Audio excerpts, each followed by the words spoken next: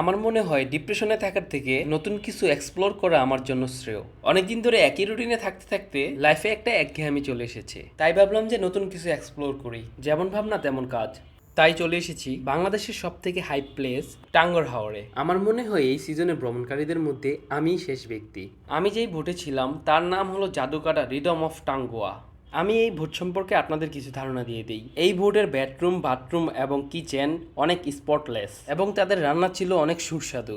এই বোটের room rent 6,000 টাকা থেকে শুরু করে 15,000 টাকা পর্যন্ত হয়ে থাকে। তাদের খাবার আইটেমে থাকে হাওরের তাজা মাছ এবং চিকেন, হাঁস, খাসি। এখানকার প্রত্যেকটা জায়গায় আলাদা এক সৌন্দর্য। কখনো শান্ত নদীর ঢেউ, কখনো দূরে সবুজ পাহাড়। সত্যি চোখ জুড়ানো, পুরো মাইন্ড রিফ্রেশ হওয়ার মতো একটা জায়গা। রাতে খাওয়া আর গান বাজনা করার একেবারে অন্যরকম অনুভূতি। হাওরের রাতে আকাশ ভর্তি তারা, মনটাই এক অন্য জগতে চলে যায়। টাঙ্গর হাওর এটা একটা শুধু জায়গা না, এটা একটা অনুভূতি। এখানে আসলে প্রকৃতির সাথে মিশে যাওয়া যায়, মনের সব ক্লান্তি ধুয়ে যায়, এক অন্যরকম অভিজ্ঞতা। এভাবেই শেষ হলো আজকের দিন।